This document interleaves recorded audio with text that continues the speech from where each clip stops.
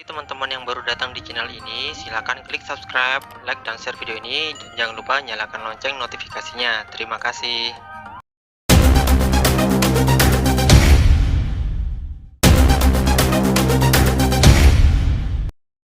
Manis Jembatan Ancol, karena memang parasnya yang benar-benar cantik.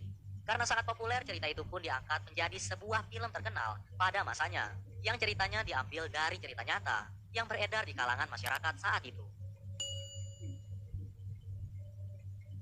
Ternyata ada dua versi cerita berbeda mengenai sosok si manis sang penghuni jembatan Ancol tersebut. Untuk versi yang pertama, dikisahkan dahulu kala ada seorang gadis cantik yang bernama Maryam yang tewas di sekitar jembatan Ancol setelah diperkosa secara bergilir oleh beberapa orang pria.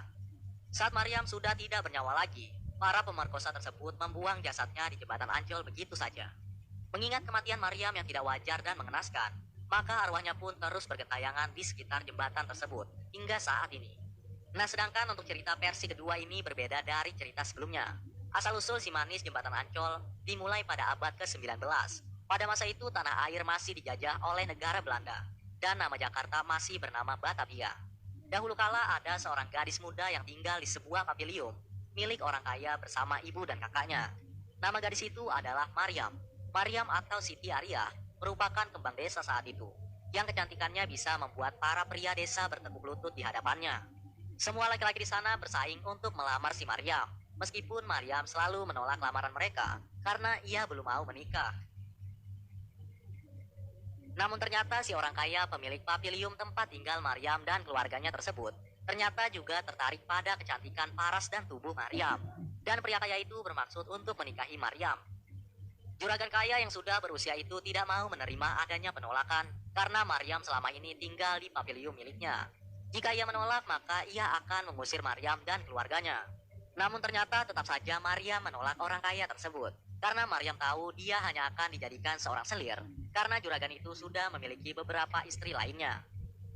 Singkatnya, ibu Maryam juga memaksa Maryam untuk menikah dengan sang juragan kaya agar hidup mereka terjamin.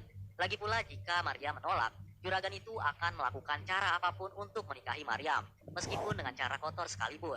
Maryam yang dipaksa menikah dengan pria tua itu pun memutuskan untuk kabur dari tempat tinggalnya demi menghindari paksaan kekerasan dari juragan kaya pemilik pavilion tempat tinggalnya tersebut.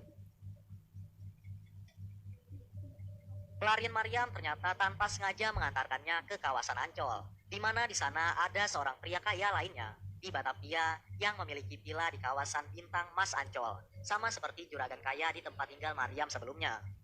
Pria kaya bernama Oe Tambasia ternyata juga tertarik pada kecantikan Maryam saat pertama kali melihatnya. Dan tentu saja Maryam tidak akan mau dengan pria tua itu. Tidak terima dengan kenyataan itu, Oe memerintahkan para anak buahnya untuk segera menangkap Maryam untuk dijadikan wanita simpanannya. Ketika para anak buah Oe hendak menangkap Maryam, gadis itu memberikan perlawanan sekuat tenaganya agar bisa melarikan diri. Namun naasnya tenaga Maryam tidak cukup kuat untuk melawan tenaga dua pria kuat tersebut. Akhirnya Maryam pun tewas di tangan anak buah Oe dan jenazahnya dibuang begitu saja di area persawahan yang jaraknya sekitar 400 meter dari jembatan Ancol. Dari cerita inilah misteri si manis jembatan Ancol jadi terkenal dibicarakan hingga saat ini. Ada banyak sekali kisah-kisah menyeramkan tentang penampakan hantu si manis jembatan Ancol ini yang mengganggu masyarakat yang tinggal di daerah sana. Salah satunya adalah cerita seorang tukang ojek yang bernama Yoto. Yoto mengaku pernah membonceng seorang penumpang misterius yang dipercaya adalah hantu si manis jembatan Ancol. Saat itu Yoto sedang mangkal pada pukul 5 pagi. Kemudian tiba-tiba ada seorang wanita cantik yang mendekatinya dan minta diantarkan ke dekat jembatan Ancol. Yoto pun langsung mengiyakan dan mempersilahkan penumpang wanita itu untuk naik ke motornya. Di sepanjang perjalanan, Yoto berusaha mengajak ngobrol penumpangnya untuk mencairkan suasana. Namun anehnya si penumpang hanya diam saja seperti tidak mendengarkan Yoto. Nah, ketika tiba di kawasan Ancol, Yoto mempersilahkan wanita itu untuk turun dari motornya. Dan betapa kagetnya ia ketika melihat wanita yang diboncengnya tadi sudah tidak ada lagi. Alhasil Yoto pun menyadari bahwa wanita itu bukanlah manusia, melainkan hantu si manis jembatan Ancol seperti yang sudah dibicarakan oleh masyarakat. Yoto pun langsung ngebut dan lari meninggalkan kawasan Ancol tersebut. Ada lagi sebuah cerita yang terjadi pada tahun 1960-an, di mana jembatan Ancol dulunya masih berupa empang. Di atas empang ada beberapa perahu untuk mengantar penumpang. Kala itu malam sudah mulai larut dan salah seorang pendayung perahu hendak pulang ke rumahnya.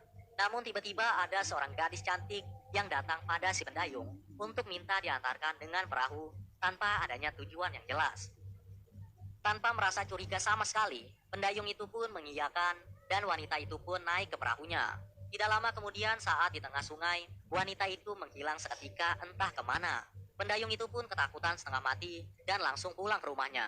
Ia pun yakin sekali bahwa itu adalah hantu si manis jembatan Ancol yang coba mengerjainya. Nah, itulah tadi sedikit cerita tentang asal-usul hantu si manis jembatan Ancol dan beberapa cerita seram tentang penampakannya. Anyway guys, kurasa itu saja untuk video draw story kali ini. Semoga kalian suka dan juga terhibur. Kalau kalian ingin request untuk cerita draw story selanjutnya, kalian bisa aja tulis di kolom komentar. And yeah, thanks for watching guys, until next time, and stay cool. Bye-bye.